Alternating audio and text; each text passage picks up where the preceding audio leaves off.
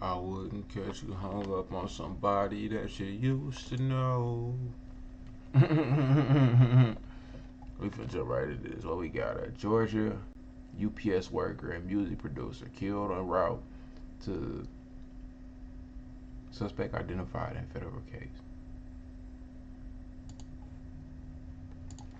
Nobody wins when the family feels. Is a $250,000 reward in the search for the person who killed. I know who did it. I know exactly who did it. A U.S. Postal Service mail carrier. He was delivering mail in DeKalb County when someone opened fire on his mail truck. They've been watching him. They've been watching that boy. Hold on. They have been watching that boy for a minute. This was a paid thing.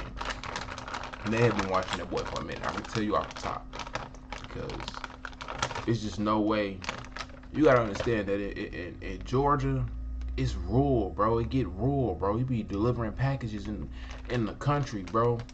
For a motherfucker to know your paper route, bro, or wherever your UPS route, whatever the Amazon route, that's a paid hit. Somebody was paid to watch you. And Graves now looks up to heaven. You know that we all Common love sense. you. I miss you so much. To talk to her son. Rest in peace. My sunshine. He always brighten the day. Postal worker being killed on the job, delivering a route. Yeah, fortunately, it's a very rare occurrence. This was a very tragic loss for the Postal Service. Very rare occurrence. Fortunately, it does not happen very often, but the investigation went pretty quickly, and we were very happy with the results. So it was a combination of both of investigative techniques, also the tips. Yeah. No, ma'am. Previous Graves' mother tells me her tears would not stop flowing earlier, saying it felt as if a spirit took over. That is how intense her pain is. Whoever did this to my child, please come forward, because it's not fair to the family and his friends or either his co-workers, because you took away somebody special from all of us. Recently, a postal worker, who was known as a music producer, was gunned down while on the clock. His vehicle crashed into a nearby yard as chaos unfolded around him. An Amazon driver next door heard the commotion. Neighbors rushed outside. Cameras captured the moment as they tried to help, only to find the driver slumped over, already gone. Now, early speculation started to spread online. People questioning whether this was a robbery, a package dispute, or something deeper. But as of right now, none of these claims has been officially confirmed. What we do know is this. Just days later, authorities arrested a suspect at a local halfway house in Atlanta. And after digging into this man's background, the story takes an even darker turn. We're talking about an individual with an extensive criminal history, including a murder case tied to 2024, along with multiple arrests before and after the incident. Some charges were minor, but others were so bizarre, they shocked even seasoned investigators, including a road rage situation where he allegedly bit a man's face. So today, we're gonna break down this entire case in chronological order, from the moments leading up to the shooting, to the arrest at the halfway house, and everything between, while also paying respect to the life that was lost and identify the victim at the center of this tragedy. But before we go over this one, I want you guys to remember, I don't give you no angle. I just give you the story. So with that being said, make sure you like, comment, and subscribe. We'll jump right to it. Fan meet 31-year-old DeQuavius Graves. He loved working for the USPS as a postal worker. They said he also worked as a music producer. They described him as a model citizen, an artistic genius, and a great friend. Friends say some people know him, affectionately called him Big Quay. And on Thursday, February 12, 2026, at around 7 p.m., he was finishing up his route as a postal worker. He had this same route since he started just 3 years ago. While approaching Oxford Drive, surveillance video captured his vehicle driving past residential homes. One happens to be a transition facility, also known as the halfway house. Graves and his mail carrier car was shot multiple times, causing him to crash in a nearby neighbor's yard. Now, at the time, there was no arrest. But because this victim was a United States Postal Service worker, this case immediately crossed into federal territory. Attacking or targeting a federal employee while they're on duty isn't just a local crime. This becomes a federal offense, which means federal investigators step in alongside the local police. And that's exactly what happened here. Agencies begin working together, and within days, a reward totaling $250,000 was announced. That money wasn't coming from just one place. It was a combination of federal resources, law enforcement partnerships, and postal inspection service programs meant to bring in fast information from from the public. Investigators hope that reward will speed things up. As we're about to see, it didn't take long before a major break came into this case. Somebody want that 250? Look, I want that 250. Shannon Graves now looks up to heaven. Know that we all love you and miss you so much. To talk to her son. And a good name, man. Sunshine. He always brighten the day. She describes her son. I pray my mama never gotta go through nothing like that, bro. I pray my mama don't lose no sons or no daughters, bro. I really do, cause this is just awful, bro. Like a mother, you love your mom. 1-year-old DeQuavius Graves as a mama's boy who always knew how to make her laugh. But police say Thursday night he was shot and killed in DeKalb County, ending his life in an instant. I was like, in this life of masculinity, when do you know to ask for help? I think that's the hardest thing, especially when you're trained and it's deeply embedded in your brain to fight through circumstances. This is not real. I kept telling them, this is a dream. Y'all telling me my child is dead? No way. There's no way. Graves says her son was shot while working as the one out of 3 places you're supposed to be safe at: work, home, and in your car. Those are your 3 safe havens. Those are your 3 safe havens. The 3 places that you're supposed to be safe at, he cannot be safe. Postal worker completing a route on Oxford Lane. Job, he's worked for USPS for the last 3 years. Your house. From my understanding, he made everybody smile. And your garage. If you don't got a garage, ain't on his route, because every time on his route they would give him some snacks, or like when it's hot, they would give him water. So he loved it. Graves was passionate about producing music, performing with his cousin Nosaka Andrews. He's always allowed me to physically and figuratively get on top of his shoulders. Andrews says his cousin spent years helping him become a musician. I wouldn't be where I am in life as a producer, as an artist, or even as a person without my cousin. Anything that I needed him to do for me, he would do it. He was just a kind-hearted, selfless, hard-working person. Now the family is demanding answers, desperate to know why his life was cut short. Why would somebody want to do that? This was a very cowardly move, and I want you to please come forward and give yourself up. I'm sorry. There is a $250,000 reward in the search for the person who killed a U.S. Postal Service mail carrier. He was delivering mail in DeKalb County when someone opened fire on his mail truck. Delta Sage Fernandez, live in DeKalb County, where the victim's co-workers are very concerned. They shouldn't have shown it. Karen and George, this is the post office on Wesley Chapel and Snapfinger Roads, and we're here because this is where DeQuavius Graves would get his mail truck, head out for his shift, and this is where he would return. Now, he was driving a mail van that looked just like this one. A spokesperson for USPS told us since the shooting, counselors have been at this location to comfort staff as police and other investigators try to figure out why someone killed a mail carrier on the job.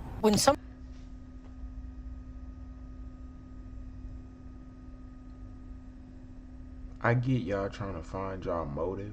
I get the police are looking for a motive, but it's like, bro, y'all killing me, bro. Y'all kill me with that, bro. Y'all be acting like y'all trying to really find a motive, and it's like, bro, y'all really don't be giving no fuck, bro.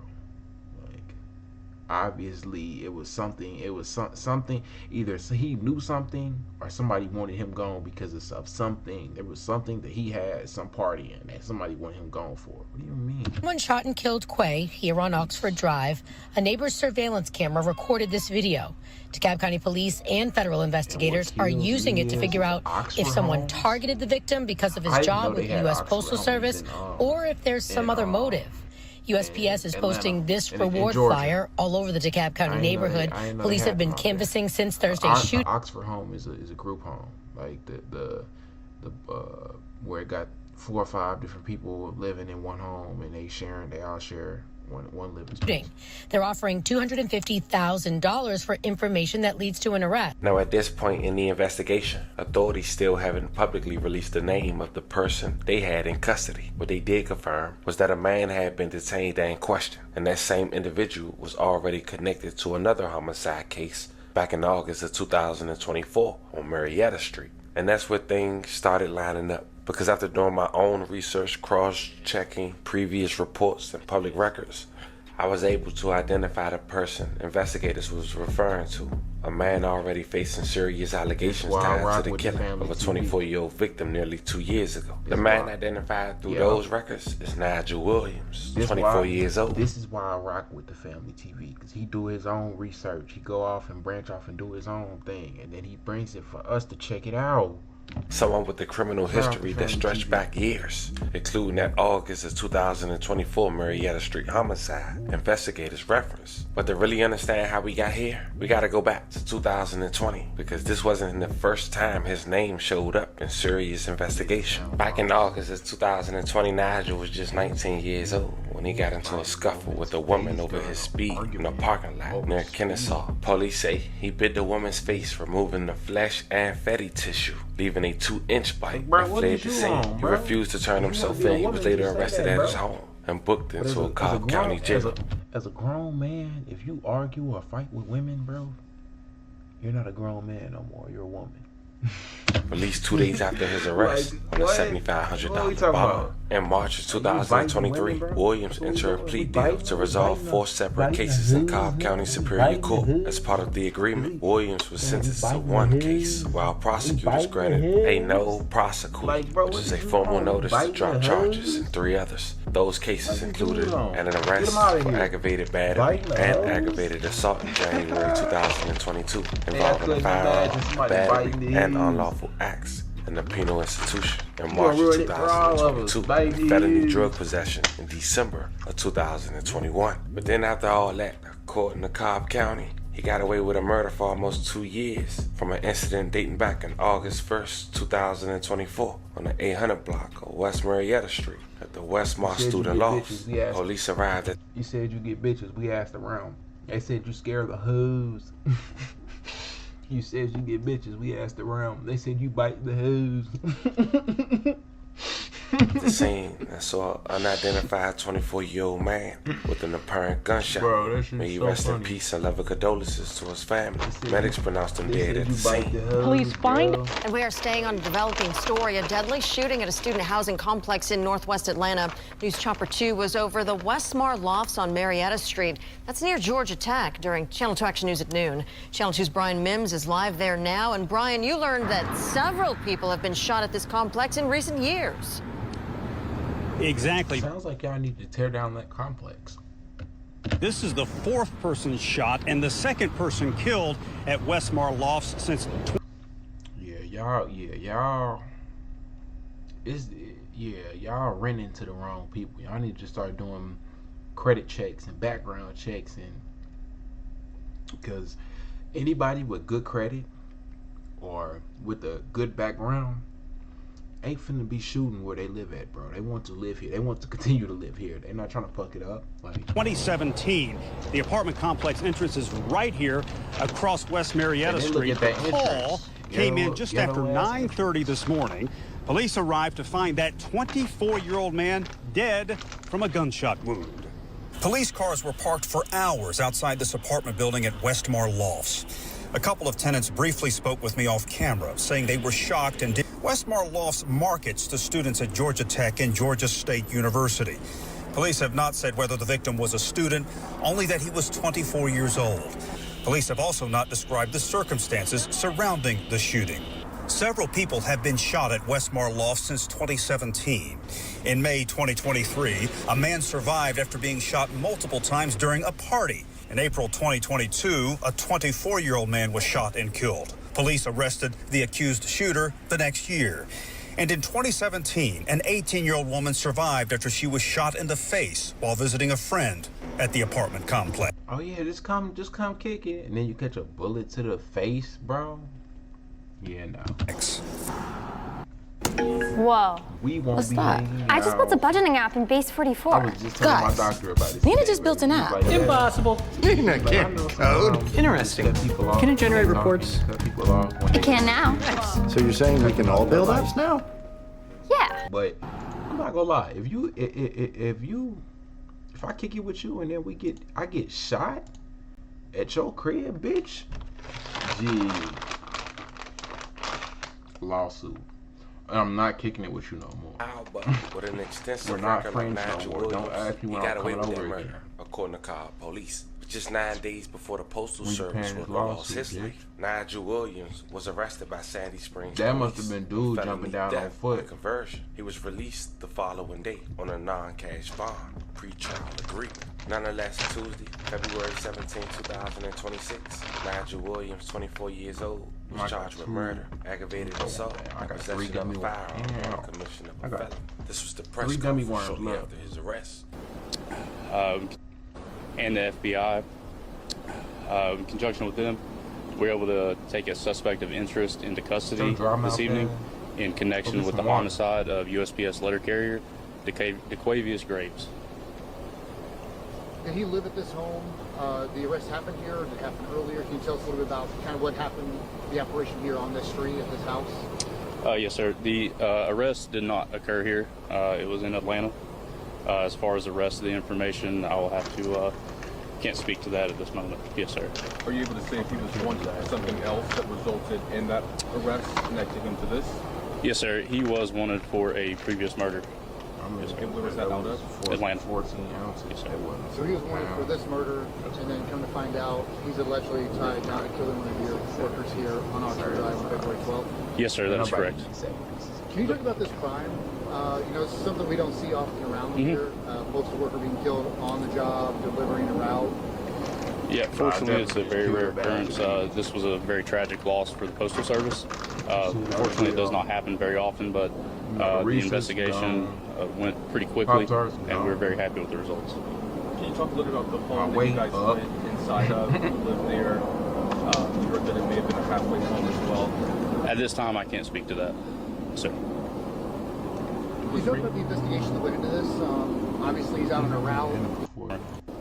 We were very happy that we could get this taken care of very quickly, and I bet. Yeah. Was it? I know, or was it snitch for that $250,000? Well, that's generally what is placed, put out during a homicide investigation with the Postal Inspection Service. So it was a combination of both of investigative techniques, also the tips. Yeah. So nobody's getting the 250? No, ma'am. At the end of the day, fam, the story isn't just about investigations. So nope.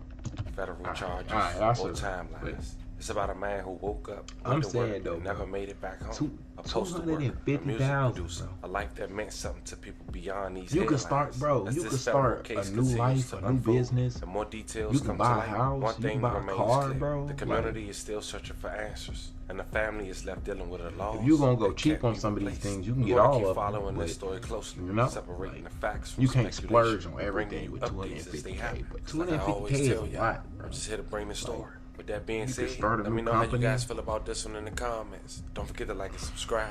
Until then, I'll catch you guys on the next one. You could On October 24th. you could invest in a company. Like, bro, there's so much you could do with $250,000, and all you gotta do is snitch on somebody, bro. They be making it seem a lot easier than it is.